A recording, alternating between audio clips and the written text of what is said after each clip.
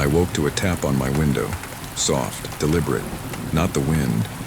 My heart skipped a beat. Someone or something was out there. The room was dark, moonlight spilling through tall panes of glass. I could hear the faint rustle of the night grass outside, the creak of floorboards beneath my feet, the whisper of wind against the house. But it all felt wrong, too quiet, too deliberate. I pressed my palm to the glass. Cold, still, and yet, for a heartbeat, I thought I felt the faintest pressure. Like fingers brushing mine from the other side, I blinked. Nothing, just the swaying grass and the empty night.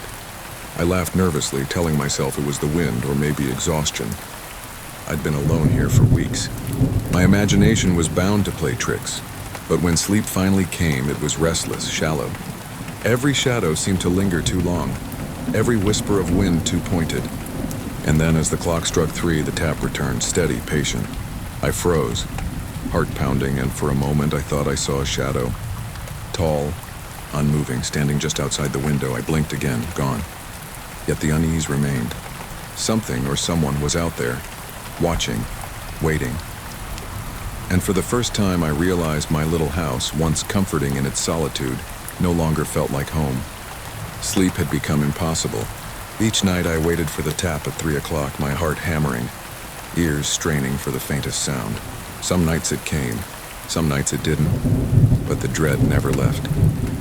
I installed a small security camera pointed at the window, hoping for proof that my mind wasn't unraveling. The next morning I reviewed the footage. Static, flickering frames, a few distorted shapes like electricity dancing across the screen. Nothing concrete. And yet I knew I had seen it. The house itself seemed to turn against me. My chair, perfectly aligned yesterday, would be slightly askew. Books were not where I left them. The window latch, tightly closed, appeared subtly moved. Every tiny disturbance gnawed at my nerves. One evening, while reading under the soft glow of a lamp, I saw it clearly. A tall figure, motionless, staring through the glass. My fingers froze around the book. I flipped on the porch light, nothing. The shadow had vanished, leaving only the restless sway of the grass. Even the usual nighttime sounds disappeared. The wind, the creaking floorboards, the distant crickets, all silenced. The house became a vacuum of sound, and the only rhythm was my own heartbeat pounding loud enough to echo off the walls. Then came the mirror. I had avoided it, but a restless glance caught movement in the reflection.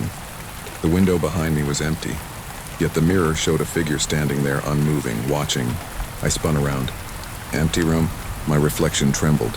By now, denial was impossible.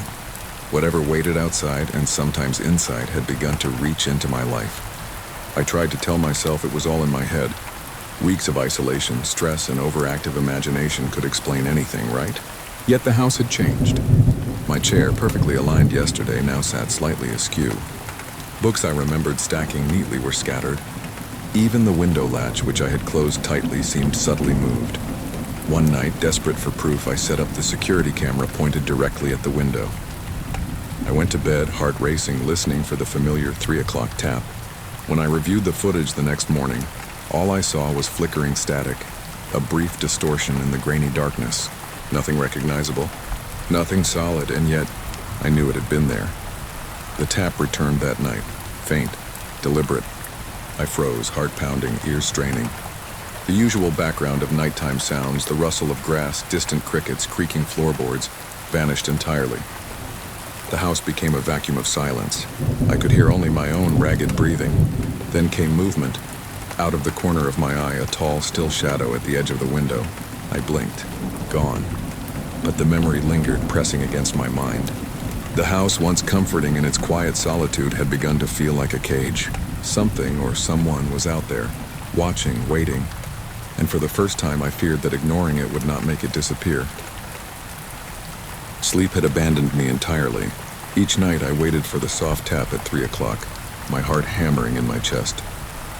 Some nights it came, some nights it didn't, but the dread never left. One evening, while reading under the dim glow of a lamp, I saw it. A tall figure, motionless, standing outside the glass. My fingers froze around the book. The moonlight reflected off the window, illuminating a silhouette so still it could have been carved from shadow itself. I held my breath, my pulse loud in my ears. I flipped on the porch light. Nothing. The figure had vanished, but the fear lingered like a cold mist wrapping around my spine.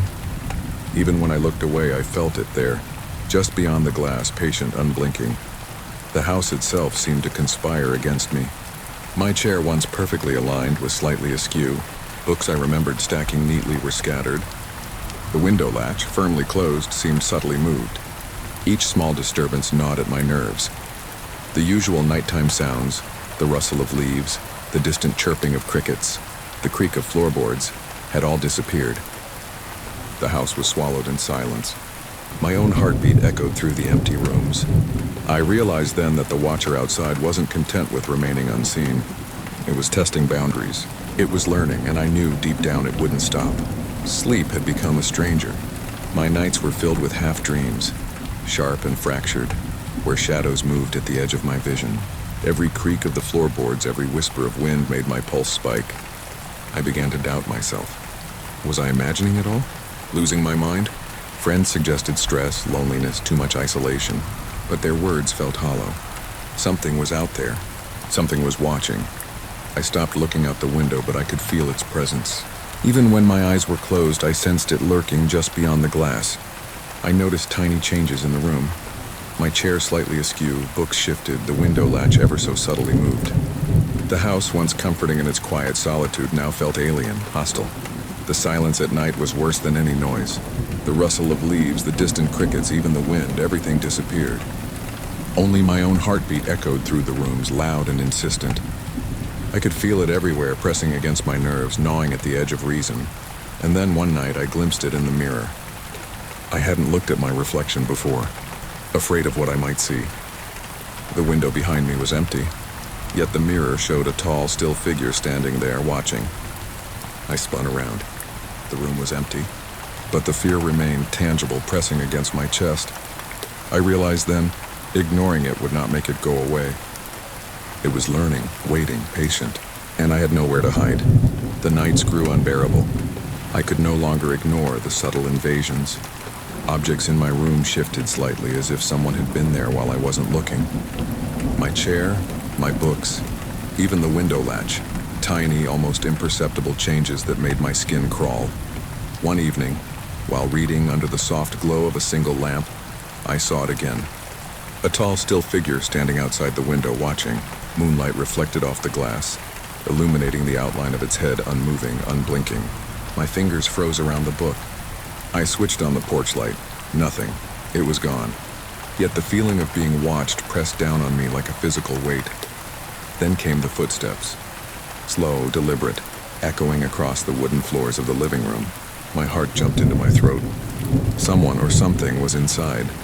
I bolted my bedroom door, trembling, but the soft, insistent tap returned, this time from the window inside my room. The usual nighttime sounds, the rustle of leaves, the distant chirping of crickets, even the wind, had vanished entirely. The house was swallowed in silence. My own heartbeat was deafening. I realized with a chill that ran through my spine that the watcher was no longer content to remain outside. It had crossed the threshold. It was learning my routines, testing my boundaries, and it was patient, waiting, watching. I stopped looking out the windows. I dared not. Yet every time I turned my head, I felt it there, tall, still, watching. The house no longer felt like a home. It was a trap, and I was its prey. One night, while sitting at my desk, I glanced up. There it was again, just beyond the glass. The outline of a tall figure, unmoving, unblinking. Moonlight glinted off the window, revealing nothing of a face, only the black void where its eyes should have been. My fingers froze on the pen I was holding. I flipped the porch light on. Nothing. It vanished, leaving the restless sway of grass outside. And yet the air inside felt heavier, oppressive, as if it had entered the room without moving. Objects began to betray me. My chair, always aligned perfectly, now sat askew. Books I had stacked neatly lay scattered. The window latch closed tightly seemed nudged. Every subtle change gnawed at my sanity. The usual nighttime sounds, the wind, rustling leaves, distant crickets, had disappeared. Only the echo of my own heartbeat remained, hammering in my ears. And then I saw it in the mirror. My reflection showed the window behind me empty, but the mirror, there stood the tall figure, watching. I spun around. Empty room. I understood then. It was no longer just outside. It was inside. And it was learning, waiting, patient. I was trapped in a house that had become a shadow of itself, and I could not escape its. The house had turned against me. Every night, subtle intrusions reminded me that I was not alone. My chair, once perfectly aligned, now leaned slightly to one side. Books I had stacked with care were scattered across the floor. Even the window latch, firmly closed the night before, appeared nudged, as if someone or something had tested it. I began to notice changes I could not explain. The air inside felt heavier, almost suffocating. Shadows moved at the edges of my vision, lingering too long. I would catch the faintest reflection of movement in the corner of the mirror, and when I looked, nothing was there. The nights themselves had become unnatural. The familiar sounds, the rustle of leaves, distant crickets, the wind whispering through the grass vanished entirely. Only the echo of my heartbeat filled the rooms, relentless and deafening. One night, while reading under the dim glow of a lamp, I glimpsed the figure outside again. Taller than I remembered, unmoving, watching. Its presence pressed against the window pane, patient, silent, unblinking. I froze, flipped the light on. Gone, but the evidence of its intrusion remained. Objects shifted. The house whispered of its presence. I was not imagining it. I was being observed, tested, stalked, and the knowledge settled deep.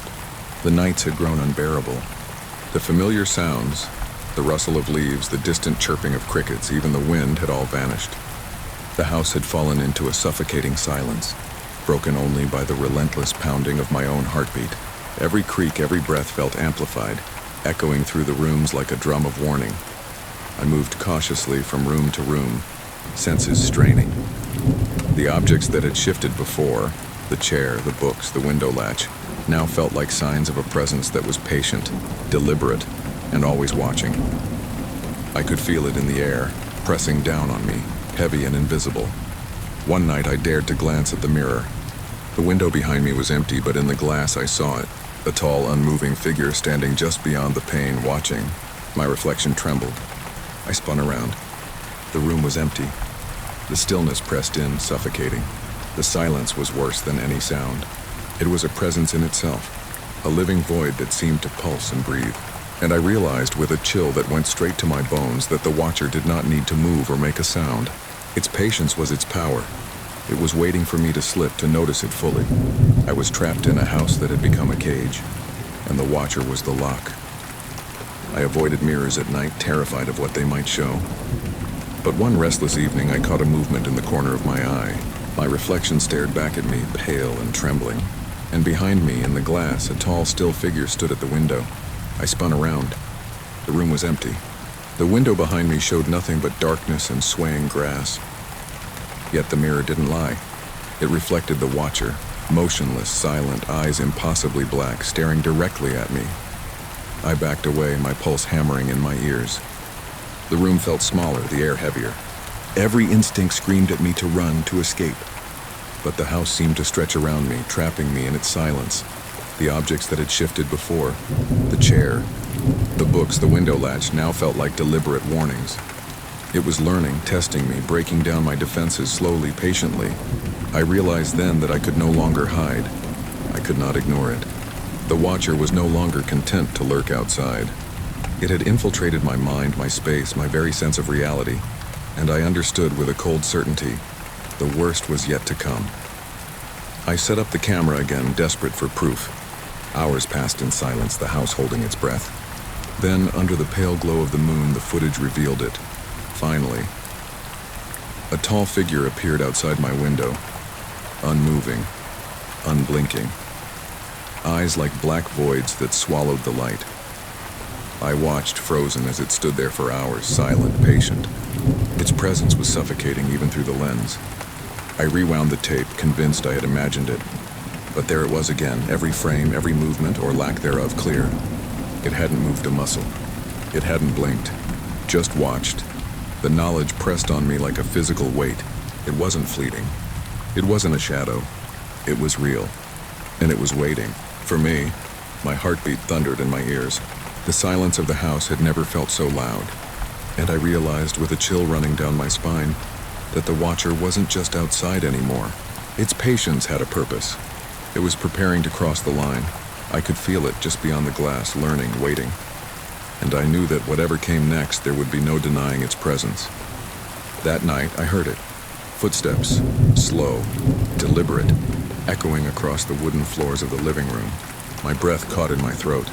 Someone or something was inside. I bolted my bedroom door, trembling, clutching the frame like it could protect me. But then came the tapping. Soft, insistent, from the window inside my own room. It had crossed the threshold. I dared not move. My pulse thundered in my ears. The air felt thick, heavy, suffocating. I could almost sense its presence towering just beyond the glass, unblinking, patient. Every instinct screamed at me to run, but the house had become a cage. The shadows seemed alive, stretching toward me. The usual nighttime sounds, the wind, the rustle of leaves, the distant chirping of crickets were gone, leaving only the echo of my own heartbeat. I realized then, with cold clarity, that the watcher had learned my routines. It was no longer waiting outside. It had entered, and I had nowhere to hide. I locked my bedroom door, hands trembling, heart hammering against my ribcage. Relief lasted only a heartbeat. Then came the soft, deliberate tapping from the window. My blood ran cold. It was inside the room. I inched closer, eyes fixed on the glass. Moonlight spilled across the pane, revealing nothing. Just the reflection of me, pale and shaking. And yet, I knew. It was there, pressing silently against the other side, patient, unblinking. Every instinct screamed at me to run, to scream, to escape, but my body refused. My mind raced, trying to comprehend how it had crossed the threshold, how it had entered my sanctuary. Then, slowly, impossibly, I saw the eyes. Black, void-like. No whites, no expression, just pure darkness staring straight at me, and in that instant I felt a cold emptiness sink into my chest, as if the world itself had been drained away. I screamed, flipping on the lights. The room was empty. The window reflected only me, trembling alone. But the memory of those eyes, black, unblinking, infinite, burned into my mind. I realized then that moving or hiding could not save me. It had been here, and it could come again. The moonlight spilled across my bedroom, painting the walls in silver and shadow, and there it was, closer than ever, pressed against the glass. Its eyes, black, endless, unblinking. No whites, no emotion. Only darkness staring straight at me. I could feel the emptiness in those eyes seep into me, a cold void that drained my courage. My body froze. Every instinct screamed to run, but my legs refused to move. The soft tapping continued, patient, deliberate. It was a warning, a message, a presence I could neither escape nor understand. I screamed, flinging the lights on. The figure vanished. No footprints, no shadow. Only the window reflecting me, pale, shaking, alone. The silence that followed was suffocating, heavy, impossible. Even though it had disappeared, I knew it had been there. It had reached inside, tested my fear, and left an imprint I could never forget. My sanctuary was gone. My home had been violated. The knowledge settled deep into my bones. The watcher would return. It was patient, deliberate, eternal, and I had no control, no escape, no safety. I moved out the very next day, desperate to leave the house behind. A new apartment, a new street, new surroundings. I told myself it was over, that I had escaped, but even here the nights are not safe. Every night, without fail, I wake at exactly 3 o'clock. My heart races. My body tenses. I check the windows. Empty. Always empty. Yet sometimes, just for a fleeting second, I see it. In the reflection of my bedroom mirror, a tall, still figure standing beyond the glass, watching, unblinking, patient. Its eyes black and endless. I close my eyes, tell myself it's imagination. But the memory of those eyes, the pressure of its presence lingers. Waiting. I am no longer alone. And I fear I never will be.